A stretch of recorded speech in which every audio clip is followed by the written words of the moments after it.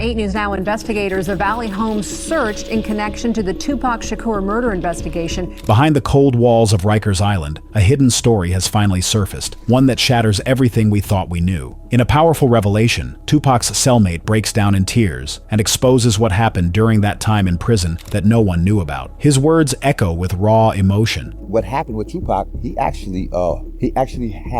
judge had mandated him to be in this type of unit. Pulling back the curtain on a side of Pac the world never imagined. This isn't just about a rap legend. It's about the human struggle, pain, and truth that lived behind the bars. The prison that breaks men. Rikers Island wasn't a jail in the ordinary sense. It was a war zone with bars. The sprawling complex built on landfill in the East River had a reputation for grinding men down long before Tupac Shakur arrived. Its corridors echoed with violence. Its cells overflowed with despair, and its guards often played by their own rules. For those sent there, survival wasn't guaranteed. It was a place where pride, sanity, and even life could be stripped away in a matter of days. Donald Richardson, who says he lived alongside Tupac during his months inside, described the jail as a place where brutality was the norm. In his words, Rikers was a theater of constant intimidation. Guards mocked men to provoke fights, and sometimes stood back as the chaos unfolded. He recalled seeing men battered over food trays or over nothing more than a stare held too long. For celebrities like Tupac, the danger wasn't lessened by status, it was multiplied. Richardson remembered how other inmates whispered about the rapper's money and power, turning him into a prize target. When he was brought in, they looked at him like lions look at a gazelle, he revealed. When the gates clanged shut behind Tupac, all signs of stardom evaporated. The flashing cameras and screaming crowds were gone. Guards didn't see an artist or activist. They saw an inmate whose fame could be leveraged for humiliation. Some made a show of putting him in his place, smirking as if to prove that no platinum records mattered here. For inmates, the calculation was simpler. Hurting Tupac meant instant notoriety within the blocks. The environment was designed to corrode the mind as much as the body. Nights were punctured by screams, the metallic clatter of keys, and the sudden thud of fists on steel doors. Violence was random, sometimes staged, sometimes tolerated by officers who moved contraband through the same halls they patrolled. Even routine walks to the shower carried risk. Richardson painted a picture of constant vigilance, where a man could never let his guard down, not even for a minute. For Tupac, the hardest blow was not physical. Out in the world, he was a revolutionary poet, a figure who spoke to millions. Inside Rikers, he became just another number, swallowed into a machine that erased individuality. The system didn't care about his lyrics or his message. It cared only about breaking him down to the same level as every other man in a jumpsuit. This was the paradox Tupac faced. Larger than life on the outside, boxed in and diminished on the inside. Richardson's memories of that time reflect a brutal truth. Rikers wasn't built to rehabilitate. It was built to shatter. And even for a man as defiant as Tupac, its weight left scars that no song could cover. Locked in protective custody. When Tupac Shakur entered Rikers Island, prison officials faced an unusual dilemma. His fame made him too valuable, too visible, and too vulnerable to be left in the general population. Fights could spark instantly, and any harm to him would ignite headlines. Their solution was involuntary protective custody, a placement meant to shield him, but one that felt like a sentence within a sentence. Protective custody at Rikers wasn't comfortable. It was confinement, layered with restrictions. Donald Richardson, who lived alongside Tupac during his time there, recalled how the rapper's daily routine shrank to near nothing. Meals slid through a slot, an hour outside the cell if permitted, and conversations reduced to curt exchanges with guards who often treated him more like a burden than a person. What was called safety stripped him of nearly every chance to interact with others, leaving him in a cage of silence. The effect was brutal. Without crowds, concerts, or even ordinary human contact, Tupac's world narrowed to the dimensions of a cell.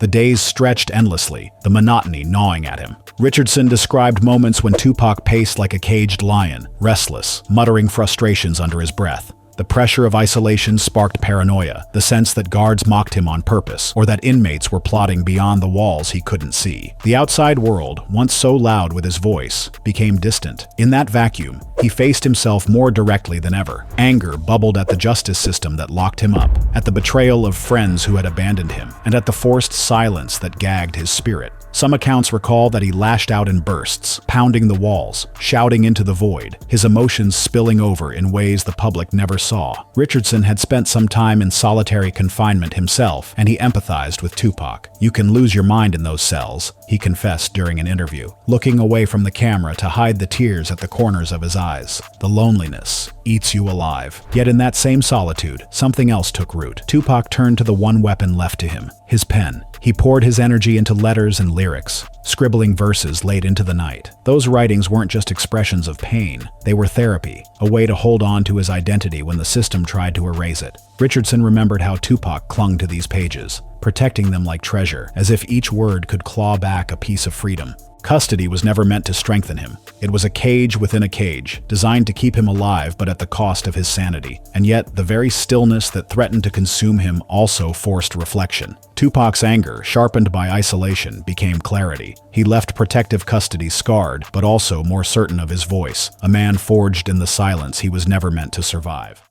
Persona versus reality. Inside Rikers Island, Tupac Shakur had no stage lights, no roaring crowd, and no cameras to project his image. What remained was a man stripped of the armor he had built. The thug-life persona, once his shield and rallying cry, weighed on him differently in a cell. It was no longer just a slogan, but a burden he carried, one that seemed to invite enemies rather than protect him. Accounts from Donald Richardson, his cellmate, describe moments when Tupac openly questioned whether the philosophy he had championed was being misunderstood. He admitted it had started as a code of survival, a way to express resilience in communities crushed by poverty and racism. But in practice, it had become associated with betrayal, paranoia, and violence, cycles he now felt trapped inside. Richardson recalled nights when Tupac would pace restlessly, muttering lines to himself, as though trying to rewrite the meaning of his own image. This conflict wasn't just visible to those on the inside. In an interview before his incarceration, Tupac told journalist Kevin Powell that thug life is not just a phrase, it's a way of survival. Yet he also confessed his fear that the idea had been twisted into something darker, fueling chaos rather than empowerment. Rikers gave those doubts sharper edges. With no record labels pushing him, no entourage feeding bravado, he confronted the personal cost of living behind the mask. Letters smuggled to family and supporters carried some of this vulnerability. In them, he drifted from anger to reflection, speaking of missing his mother Afeni, wondering if his choices had accelerated a destiny of dying young, and questioning whether fame was a blessing or a curse.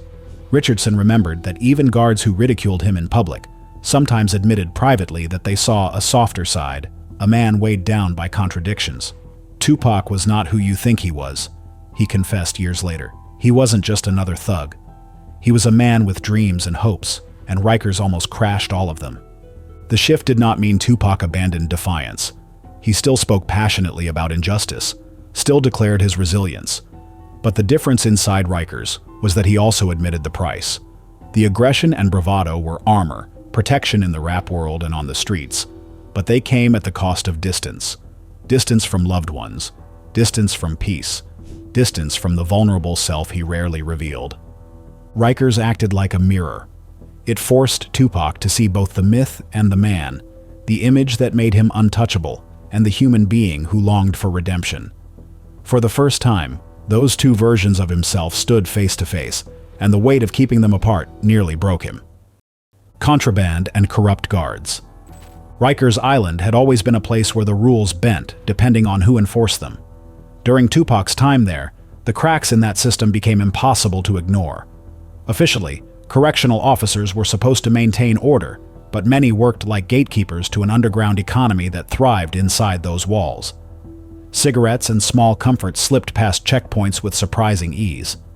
For most inmates, it was about survival or escape from the crushing monotony. But with Tupac in the mix, these exchanges took on a different weight.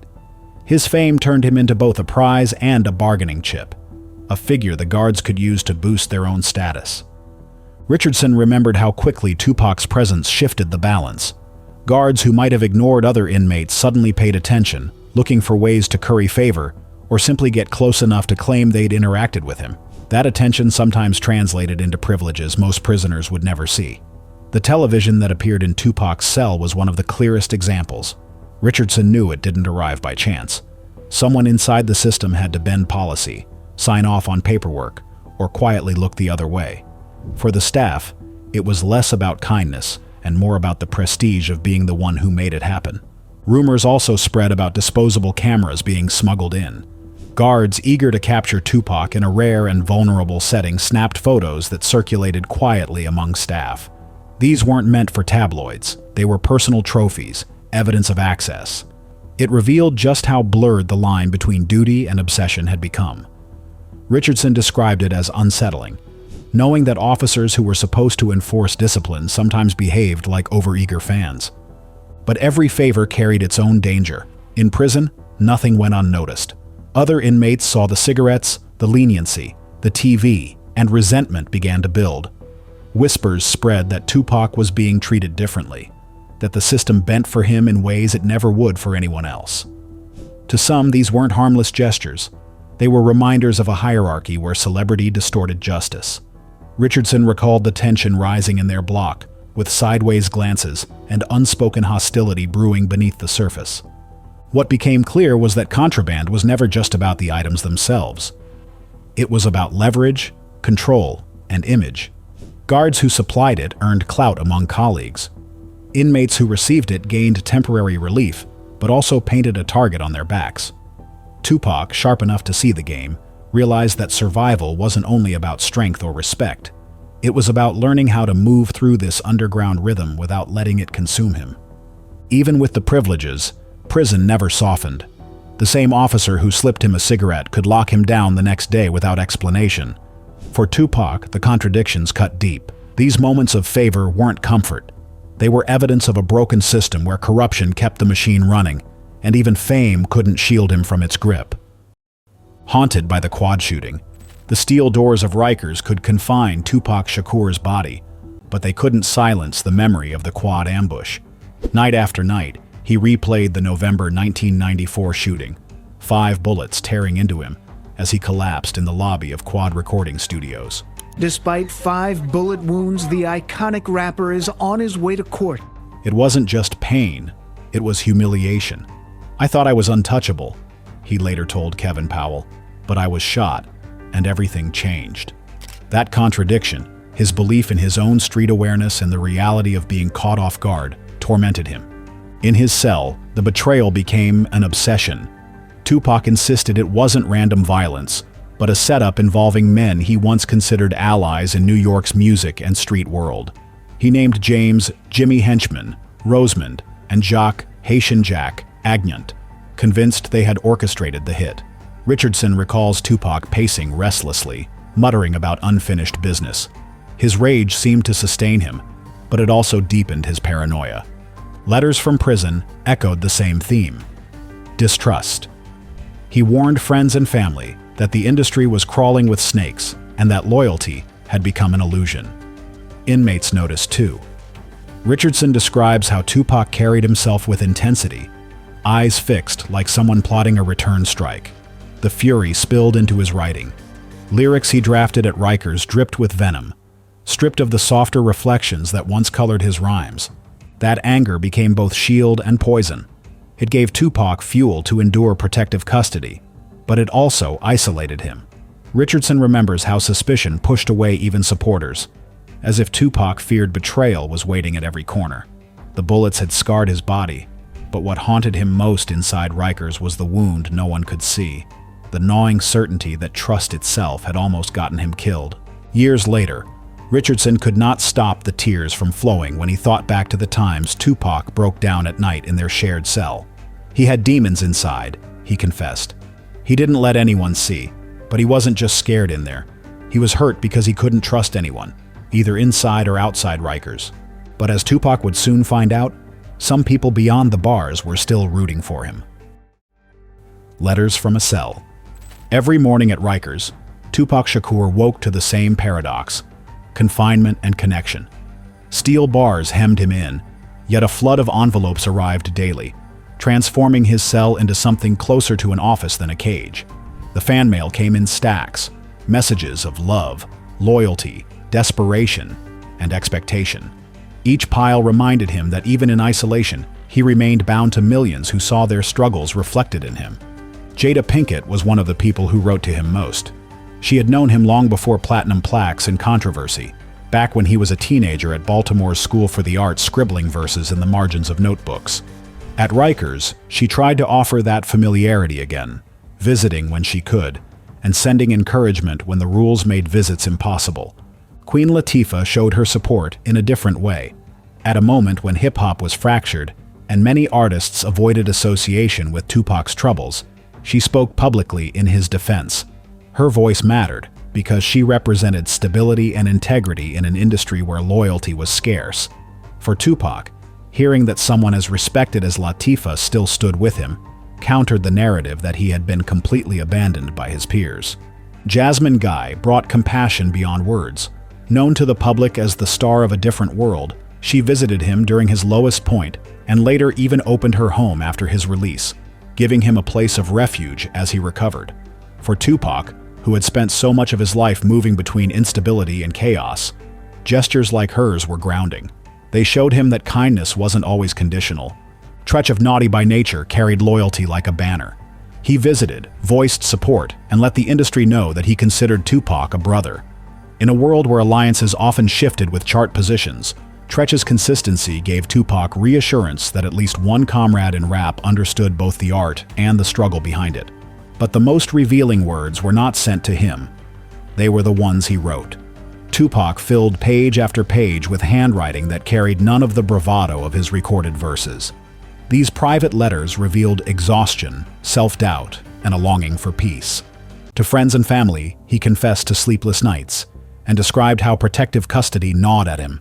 In one letter, he admitted that thug life felt less like a code and more like a curse, an idea that had once inspired but now seemed to trail violence and betrayal wherever he went. Richardson recalls how writing became a ritual, a discipline that kept Tupac anchored. Deprived of microphones and crowds, his pen provided rhythm, a way to wrestle with demons and preserve a sense of purpose.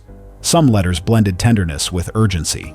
He urged Afeni Shakur to stay strong, reminded younger fans to seek education, and leaned on friends to keep his name alive outside the walls. These moments show not just a celebrity shielding himself from despair, but a son, a comrade, and a man struggling to balance the weight of expectation with the need for personal healing.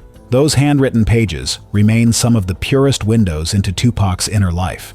They capture the contradictions that defined him. The revolutionary firebrand who still longed for calm, the global icon who admitted private weakness, the legend in the making who worried he might not live long enough to see it. In the margins of prison stationery, he reminded himself that his voice endured, even when stripped of stage and spotlight. For Tupac, each letter was proof that survival meant more than breathing. It meant still being heard. Fighting for respect the hard way. Respect inside Rikers Island had to be earned. In that environment, past achievements meant little. Platinum albums and magazine covers couldn't shield a man from being tested. For Tupac, already a magnet for attention, those tests came quickly. Some inmates wanted to see if the myth matched the man. Others saw him as a stepping stone to their own reputation. One of the battlegrounds was lyrical. Rap battles became more than entertainment. They were a proving ground. Richardson recalls nights when men would crowd around, waiting to see if Tupac could really hold his own. He answered every challenge, unleashing verses with the same intensity that had once rocked arenas. But this wasn't about applause. Every word was measured against silence, the kind of silence that came from men who had spent years behind bars and didn't impress easily. Guards on duty sometimes lingered too, caught off guard by the raw energy flowing from a cell block instead of a stage. Physical confrontations were harder to avoid. At Rikers, respect often came through bruises as much as rhymes. Stories circulated of Tupac refusing to let guards humiliate him, snapping back with words or even shoves when pushed too far. Richardson remembered that he wasn't reckless, but he also wasn't willing to be broken. Even among inmates, when tensions boiled over, Tupac didn't retreat. His size didn't intimidate anyone, but his determination to fight back, win or lose, earned grudging nods from men who might otherwise have preyed on him. That defiance wasn't just about survival. For Tupac, it was a continuation of the philosophy he had always carried: resilience over submission. Thug life, he often explained, wasn't about glorifying crime. It was about showing that dignity could survive even in systems designed to strip it away. At Rikers, every battle, lyrical or physical, became proof that he lived by the code he preached. Tupac was not who you think he was, Donald Richardson said. Many thought he was just a phony, another wannabe thug who cried for his mommy when things got tough. But I've shared a cell with him. And let me tell you, the man had integrity.